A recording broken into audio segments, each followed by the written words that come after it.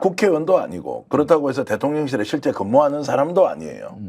말 그대로 자연인인데 네. 자 이런 사람이 어떻게 그런 정보를 알 수 있느냐라고 네. 우리가 질문하면 그 대답은 어떻게 나와야 합니까? 일단은 저기 당보다는 어떤 최고 권력에서 나온 게 아닌가 의심할 수밖에 없죠. 이종호 씨 보세요. 국방장관 바뀌는 거 알죠? 해병대 사성장군 나오는 거 알죠? 다 알아요. 그 사람 말대로 다 됩니다. 얼마 정도 시간 지나면. 근데 여기 또 하나의 이종호가 출연했단 말이에요. 근데 그때 당시에 이종호 씨도 그럴 만한 정보는 당에서 얻은 것이 아니라 용산에서 우리가 유출된 걸로 보여지기 때문에 이번의 경우에도 뭐 대단한 신공 아닙니까? 이 정도라면은 그러면은 용산을 의심할 수밖에 없을 것 같은데. 그래서 이제 일부에서는 역술인 아니냐라고 사실은 우리 스픽스에서 최초로 장성철 네. 이제 공감센터 소장이 정치본색 프로그램에 출연해서 역술인 자 이름을 이제 밝혀버렸습니다. 명태균이라고 밝히고 난 밝혔죠. 뒤에 본인이 굉장히 불쾌해하고 있습니다. 역술인으로 취급되는 것 자체가. 그렇게 부르지 말아달라. 그 심지어 제가 역술인이라고 한 적이 없고 그런 소문이 있는데 실제 취재를 해보니까 역술인하기보다는 광고회사를 운영했고 여론조사 회사도 운영을 했고 사주명리학을 공부를 해서 특정한 사안에 대해서 굉장히 해박한 지식을 가지고 있다라고 했는데 저조차도 역술인 취급했다고 상당히 거칠게 항의를 하더라고요. 오. 자, 그래서 역술인으로 취급 당하는 것에 대해서 굉장히 불쾌감을 가지고 있다는 것은 그 이면이 역술인이 아니라 실질적으로 정치 컨설턴트로서 영향력을 행사했다는 일종의 반증 또는 반론이기도 이제 하기 때문에 아, 이분을 쉽게 우리가 판단하고 해석해서는 안 된다는 생각이 들더라고요. 네. 사실은 뭐 정식으로 정치학을 공부하고 뭐 유학 갔다 오고 이런 사람은 아니기 때문에 자기만의 세계가 있을 걸로 봅니다. 또 어떤 뭐 주변에 여러저러 어떤 그 저기 조류보다는 자기 위주로 판단하는 스타일인 건 맞는 것 같고 그러다 보면은 그 형체가 분명하지가 않잖아요. 어디 뭐 소속이 있는 것도 아니고 어디 회사 만들어 자기가 대표도 하고 이렇게 또 김영선 의원을 대표로 시키고 예, 이런 것들을 보면 미래한국 뭐 연구소인가 그래요. 이런 것들을 보면은 제가 보기에는 이 사람은 천성이 뭐 어떤 소속되는 사람이 아니라 자유인에 가깝다고 봐야 되겠고 네. 거기서 나오는 뭐 그 여러 가지 정교하고 아주 절제된 표현력 또 거기에다가 어떨 때는 또 상당히 많이 나가면서 정권을 쥐락펴락 여사조차도 뭐 자기가 어떻게 통제하고 또 대통령 부부는 내 뒤에 있는 것처럼 이렇게 과시할 때는 또 상당히 좀 품격이 떨어져 보이는 그리고 실제로 쌍욕도 한단 말이에요. 이런 걸 보면은 영향력이나 그 세력권은 상당히 크다고 하지만 그렇다고 해서 이분이 뭐 사회적으로 존경받는 명사는 또 아니잖아요. 이 양반이. 행동 패턴이나 이런 걸로 봐서는 저 정도 체급을 가진 사람의 일반적인 행태는 아니다라고 이제 생각을 하고 실제 국회의원을 만나보면 그렇게 평가하는 분도 있고요. 네. 반면에 명태균 대표라는 사람과 연을 맺고 계속 관계를 유지했던 사람들 얘기를 들어보면 부정적으로 얘기하는 사람이 거의 없습니다. 대표적으로 이제 진성범 의원 같은 경우에는 호불호에 대한 판단보다는 이 사람을 봤을 때 처음에 느꼈던 느낌, 또 구체적인 현안에 대해서 본인이 내놓는 논리, 그리고 그것이 이루어지는 과정들을 보니까 상당히 참고할 만한 내용이 많았다. 이렇게 저는 이해를 했습니다. 신성범 의원이 무엇을 보태어서 이야기하고 이런 분이 아니잖아요. 그러면 통상적으로 이런 사건이 터지면 나 그 사람 몰라. 무슨 이야기야. 그냥 스쳐다 지나간 뭐 땡땡땡이지. 뭐 이렇게 하고 말 텐데 오히려 평가를 그렇게 박하게 하지 않는 걸로 봐서는 이 사람이 가지고 있는 실체적인 무게에 대해서 알고 있는 것은 아닌가라는 이제 뭐 의문이 들더라고요. 아니 그런데 그거는 부분은 내가 인정을 하겠는데 네. 그 문제가 본질이냐.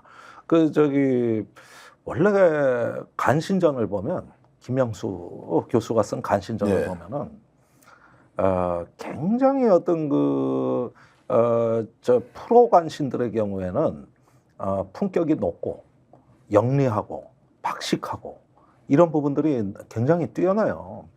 그러니까 예를 들면은 그 한나라 때 조고 같은 경우 봅시다. 그 사기에 나올 정도로 간신 열전에 거의 탑을 차지하다시피 하는데 이 사람은 판을 짜는 사람이거든요. 그 실력은 설득력에서 나오는 거예요. 그러면서 왕위를 갖다가 이게 진나라 때 진나라 시황이 남긴 유서를 조작해서 태자가 아니라 엉뚱한 사람을 황제를 시키지 않습니까? 엉뚱한 사람이 자기 아들 아니에요? 뭐 아니, 그건 아닌데. 예. 그랬는데 그 설득의 논리를 보면 지금 읽어봐도 너무나 표현이 뛰어나고 설득력이 있습니다. 바람이 바뀌면 바람이 바뀐 대로 돛을 바꿔야지. 왜 영리를 거스르려고 하십니까? 하면서 당대 명재상들을 다 말로서 제압하잖아요. 그 사기에 틀린 말이 하나도 없어요. 네. 그러니까 이렇게 보면 그렇다고 해서 충신이냐? 그건 또 아니에요. 그러니까 이번에 그 명태균 씨가 뛰어나다고 주변에 평가가 좋다는 것도 나는 이해는 가는데, 근데 그 평가에 김건희 여사가 있느냐? 이건 살펴봐야 되겠죠. 네. 김건희 여사와의 관계를 갖다가 평가한 것이냐, 그냥 이 사람의 인물됨을 평가한 것이냐. 네. 아니 그런데 우리가 지금 알고 싶은 거는 그분이 그런 분인 줄 알겠는데 김건희 여사와의 관계가 그러면 적절했느냐, 이렇게 질문을 좀 바꿔서 이렇게 묻는다면은 그때 문제가 달라질 수 자, 있어요. 이제 이렇게 답변해 주시니까 드는 생각이 결국 이 사람의 무게는 김건희 여사, 윤석열 대통령과 개인적인 관계를 어느 정도 유지했고 실제 영향력을 행사했다 또는 메신저 역할을 했느냐 아니냐에 대한 이제 판단이 증거로서 나와야 충분하게 우리가 이해될 수 있는 것이고 그 전까지는 이제 매우 조심스럽게 접근해야 하는데. 아니 그 블랙펄 인베스트의 이종호 대표도 네. 제가 보기에 인간성이 나쁜 분 같지가 않아요. 상당히 젠틀해요. 예. 근데 욕심이 많아요. 네. 그러니까 이분 같은 경우 우리가 평가에 신중해야 되는 것은 주변의 세평은 내가 알겠다 이거예요. 그러나 그것도 권력으로 가기 위한 하나의 과정으로 이해를 해야 되는 건지 아니면 그걸로 좀 우리가 정상을 좀 참작해 봐야 되는 건지, 이건 다른 문제라는 거예요. 제가 보기에는 실제 영향력이 100이라면 주변에 알려진 영향력은 한 2, 30 정도. 그리고 평가는 2, 3 정도. 왜냐하면 특정한 지역에서 어느 정도 활동은 해왔고 실력은 인정받았는데 예. 소위 말하는 서울 무대에서 여의도 무대에서 한국 정치판을 뒤흔드는 큰 무대에서 설마 저 정도 영향력이 있겠나라는 일반적인 의문은 다 가졌을 법하고요. 잘 모르는 그게 사람은. 본인의 영향력이냐, 네. 거기에 이제 대통령 부부가 가세해서 네. 막 일종의 어떤 그 좀 이렇게 증폭된 거냐, 사실 이 부분도 중요하다고 보는데. 네. 자, 그래서 지금까지 나와 있는 걸로 봐서는 김종대 전 의원이 보시기에는 어느 정도의 관계가 있을 것 같습니까? 일단은 여사와의 관계가 일단 관심사인데, 네. 지금 말씀하신 그런 세평들 있지 않습니까? 이런 부분에 대통령 부부도 영향을 받았을 법하다. 네. 그리고 공천에 개입한 게 대통령으로 취임하기 전부터니까. 네. 그때가 이제 윤 대통령이 당선인 신분이지만은 사실은 그 전에 대통령 선거 시절부터 조언을 했던 것으로 보는 게 합리적이라고 봐야 네. 되거든요. 그러면은 윤 대통령이 아무것도 모르고 제일 불안한 시절에 플러그를 꽂았다는 얘기니까 이거는 지금 상황으로 보면 안 되죠. 네. 일단은 제가 보기에는 윤 대통령 부부가 이 명태균 씨를 인정했느냐 안 했느냐부터 출발을 해야 되는데 전 인정했다고 봐요. 저도 인정했다고 보는데요. 100% 인정했다고 저는 예. 봅니다. 예. 100%. 왜냐하면 제가 99%라고 이야기하지 않는 이유는 각자의 통로를 통해서 확인하고 있는 내용들이 있기 때문에 네. 저는 100% 인정했다고 보는 것이고 대선 전에 관여하고 또 경선 과정에서 영향력을 행사하고 구체적인 활동을 했다. 그래서 대통령 취임식 날 그 좋은 VIP들만 모이는 곳에 이제 등장을 했지 않습니까? 한겨레 신문이 단독 보도를 했고 우리는 하나의 점을 보면 그 점이 전부인 것처럼 생각할 수 있지만 점 3개, 4개를 모으면 그 점이 어떤 선으로 이루어졌는지 추측할 수 있고요. 선이 2, 3개가 모이면 이것이 가는 방향도 우리가 추정할 수 있는데 의도적으로 평생을 거짓말을 시키고 살지 않은 이상은 그 점들을 연결하더라도 충분히 우리가 추론할 수 있다. 그래서 제가 이제 질문을 드리면 지금 현재 이 사람이 일개 정치 컨설턴트 뭐 심하게 얘기하면 그냥 여의도에 막 흔하디 흔한 브로커 중에 한 명이다라고 일반적으로 평을 하고 있고 대체로 지금 명태균 게이트든 명태균 뭐 공천 개입이든 이 내용이 축소되고 작아지는 느낌을 제가 지울 수가 없습니다. 실제 그것이 맞느냐 아니면 뭔가 의도된 정치적 목적에 의해서 작은 것으로 지금 현재 흘러가도록 뭔가 작동을 시키는 보이지 않는 손이 있느냐 이 질문을 좀 드리면 어떻습니까? 굉장히 난이도가 높은 어려운 질문인데 예. 지금 사태 초기가 이종호 씨 때하고 똑같이 가고 있어요. 네. 예. 우선 대통령실이 입장을 못 내놔요. 예. 추석 연휴 전부터 이 기사 나가고 다 예고됐던 거 아닙니까? 그런데 대통령실 입장은 현재까지 없다고 봐야 예. 돼요. 짤막하게 뭐 당해서 한 거다. 이거는 입장이 아니에요. 예. 그러므로 입장이 없다. 그러니까 이종호 씨에 대해서는 지금도 대통령실이 입장이 없는 것과 매한 가지고 계속 간다는 거고요. 두 번째는 이종호 씨 경우에 제보 공작이라는 음모론으로 맞받아치고 있거든요. 근데 오늘 명태균 씨를 옹호하면서 김건희 여사를 이건 잡아넣기 위한 야당의 음모라는 음모론이 나왔어요, 실제로. 네. 김성회 씨라고 다문화 종교 비서관 네. 몇 달 하다 나오신 분이. 그분이 실제로 그랬고 곧 국민의힘에서 비슷한 윤핵관들의 이제 반응들이 나올 겁니다. 요것도 똑같고, 요것도. 그다음에 이제 못 건드려요. 얼마나 거물이냐 하면은 이종호 씨에 대해 가지고 대통령실에서 응징하거나 아니면 단속한 적이 없어요. 이번에도 그렇다면은 이거는 뭐 필경 어마어마한 자료를 갖고 있거나 매우 껄끄럽고 불편하기도 하다는 증거예요. 제가 이 말씀을 들으면서 참 김종대 의원님은 대단하신 분이다. 저는 명절 연휴 때 안 쉬고 계속 취재를 하면서요. 야 이게 도대체 어떤 사건이냐고 하면서 지인에게도 또는 진짜 오랜만에 연락하는 뭐 정당 관계자든 취재를 쭉 하면서 야 이거 정말 장난이 아닌데 왜 이게 여론은 이렇게 흘러가지?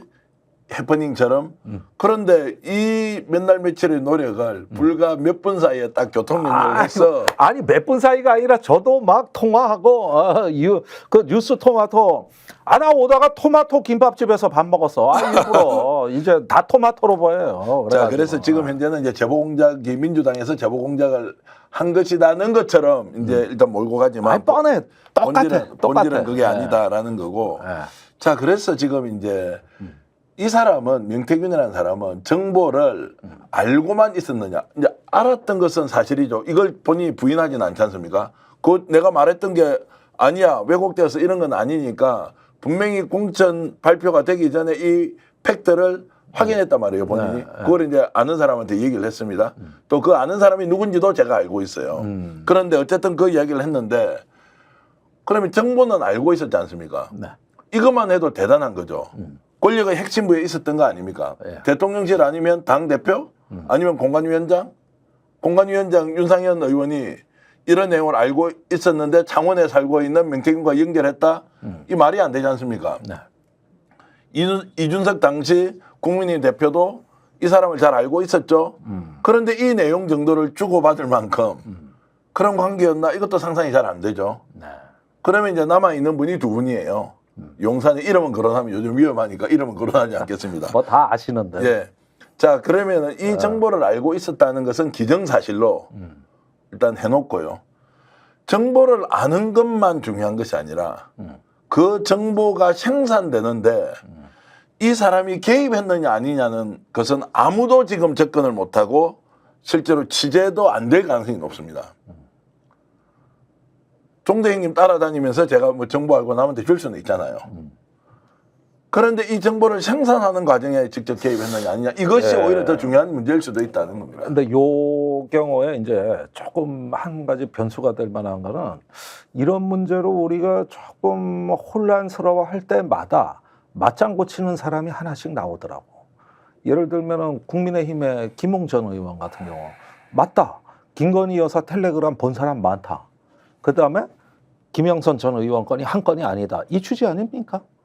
거기에다가 이준석 의원의 참으로 모호하기 짝이 없는 이상한 태도도 보면 볼수록 의혹이거든요.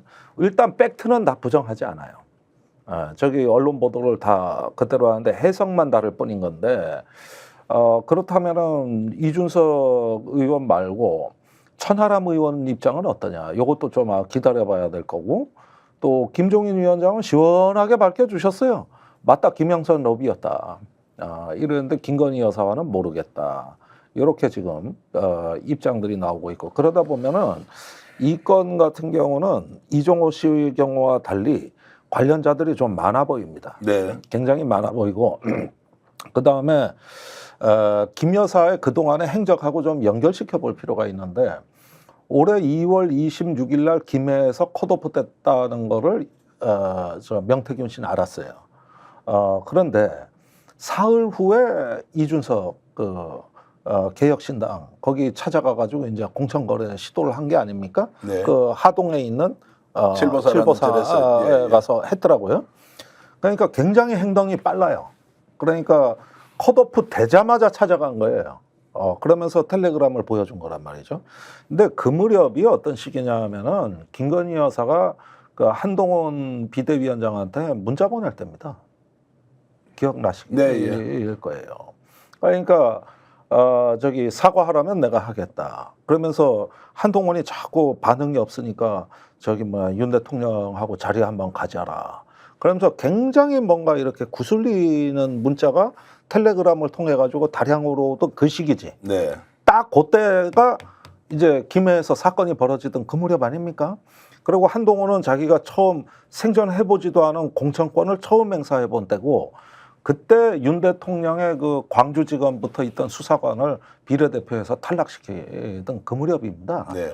그러니까 그때 집중적으로 한동훈 대표한테 문자가 많이 왔다는 것은 저는 명태균이나 이런 사람들 그런 컨설턴트로부터 정보도 받고 당의 동향도 받고 하는데 한동훈이라는 허들을 만나는 거죠. 이게 먹혀들질 않는 거예요. 그러니까 자꾸 뭐가 와 텔레그램이.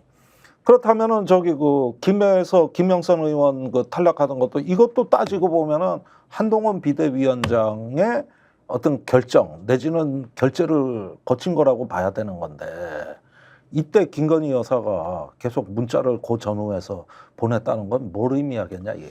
이렇게 한번 좀 입체적으로 그때 상황을 보면 제가 보기에는 전반적으로 김건희와 한동훈 대표 사이에서 뭔가 명태균 그 양반도 좀 뭔가 굉장히 판을 짜는데 비상사태였고 노력을 기울이던 때 아니냐 이렇게 좀 보여지는 거죠. 자, 이제 크게 보면은 거의 저와 생각이 동일하고요. 마지막에 이것을 한동훈 대표가 개입을 해서 공천에 일정하게 영향을 행사했다라고 하는 부분은 또 아니라는 강력한 주장도 있습니다. 있죠. 네. 있고 이제 공관위에서 네. 또는 윤핵관 내부에서 이 정도 개입하고 들어오는 것은 도저히 받아들일 수가 없다.